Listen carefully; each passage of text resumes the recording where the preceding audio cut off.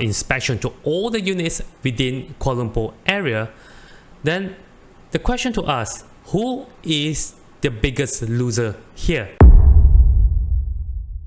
What's up guys? It's official that room partitioning is banned in KL. And of course, why the authority banned room partitioning is because room partitioning is not something new. Now, this photo has been circling online. It went viral. Now, Malaysian was shocked because the room is so small, the bed is literally next to balcony. Now, let me show you the next one. This is more shocking to me because the bed is literally in the kitchen. Now, and of course, the worst part is to have room something like this. It's technically, there's no ventilation, there is no natural light, no nothing, literally just one mattress and one fan, and of course one door. Now, all in all the rooms that we saw just now is nothing to compare. It's literally child's play to compare with the rooms in Hong Kong. But of course, we don't have to go that way now, because there are a lot of complaints from the public. The local authority has issued new circular. Now, the circular basically says that all high-rise building stratify is either service apartments, condos. It doesn't really care if it's a residential title or commercial title.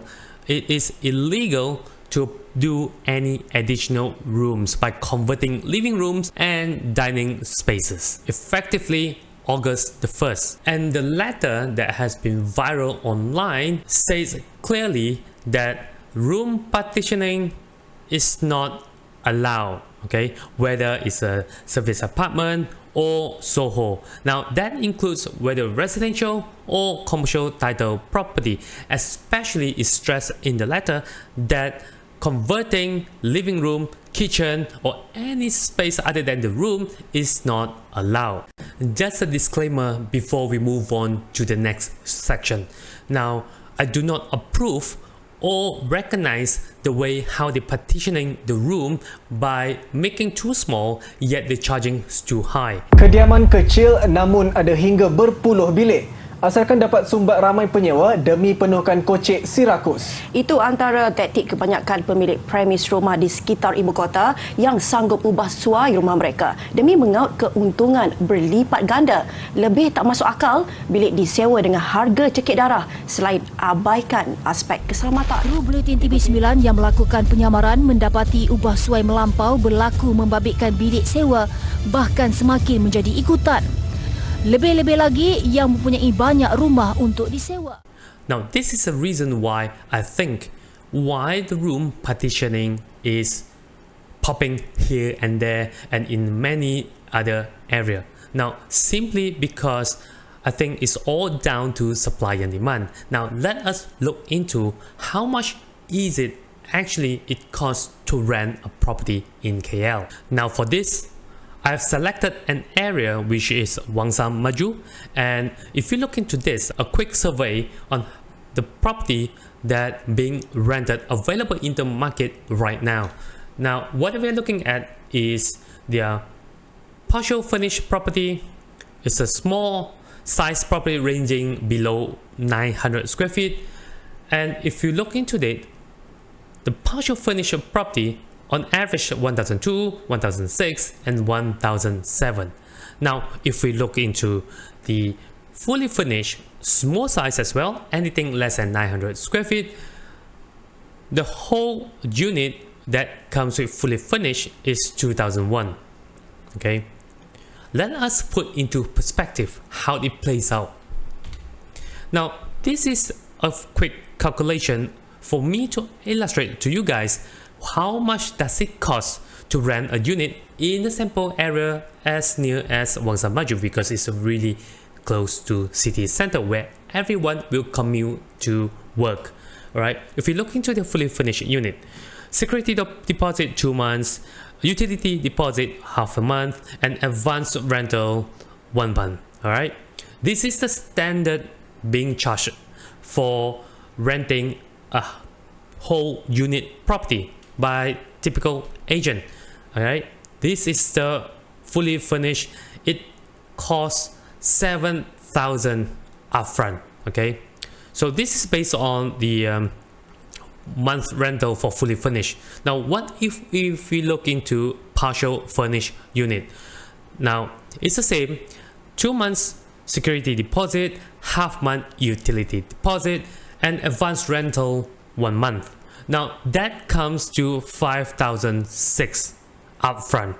Now the thing is, this is partial furnished. Mind you, partial furnished is only something like cabinet, is something like the washing machine if you're lucky, come with a fridge, and most of the time only new development sometimes comes with all these partial furnished. Most of the property out there, existing or older properties, it doesn't come with any furnishing at all. Alright, it's totally bare.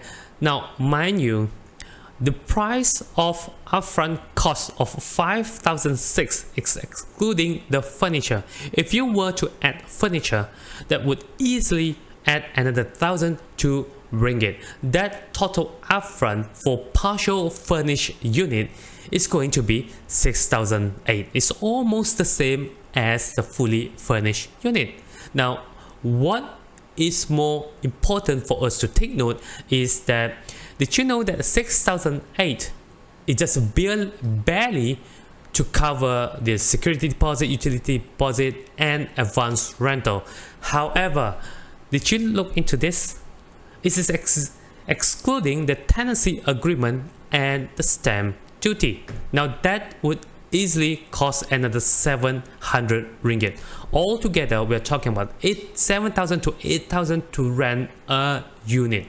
Now we have to look into a bigger picture. If there is a ban, a total ban for all this room partitioning, even the authority is going to enforce it, and there will be, for example, investigation or inspection to all the units within Kuala Lumpur area, then the question to us, who is the biggest loser here? Now, is it the landlord or the tenants, right? From the way I see, if the tenant able to rent the unit as much as 7,000 to 8,000 upfront, if they have the money, don't you think they should use the money to buy another property instead of renting?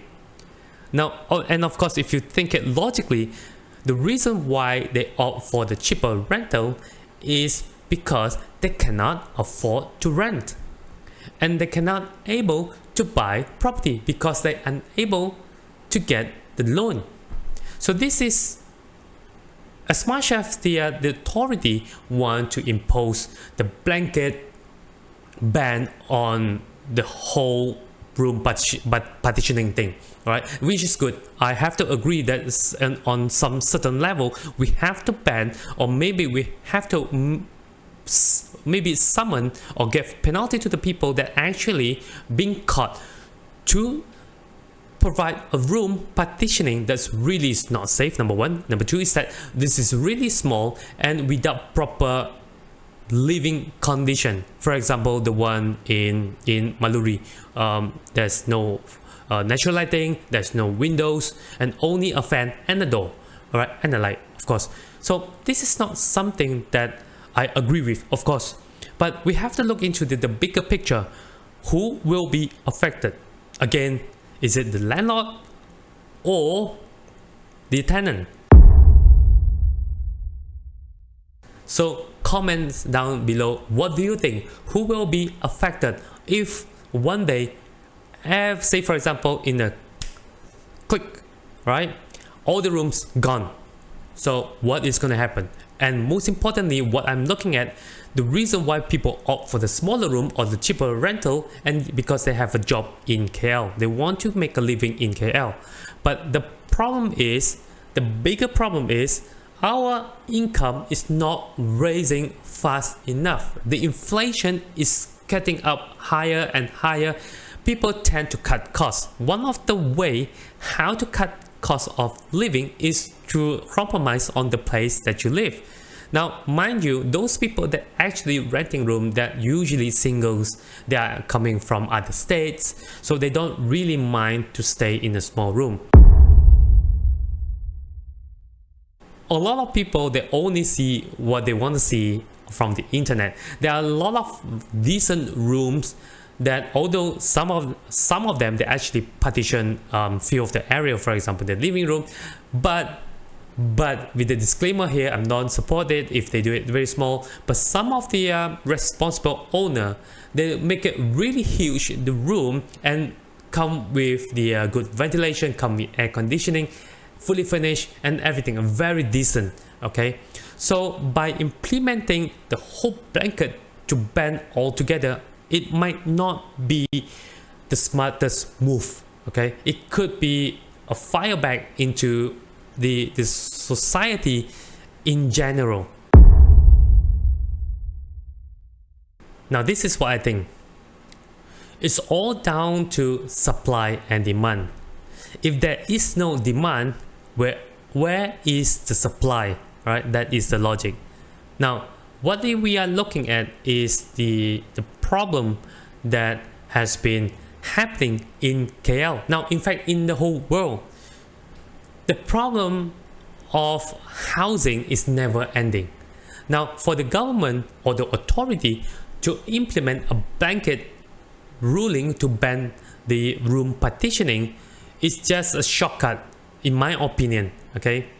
Now instead of banning, why not create a guide, right? A guide that for the people or the landlord to provide a room that is decent, come with the natural ventilation, natural lighting, perhaps optional air conditioning, all this, and then maybe with the adequate size, for example 80 square feet and above.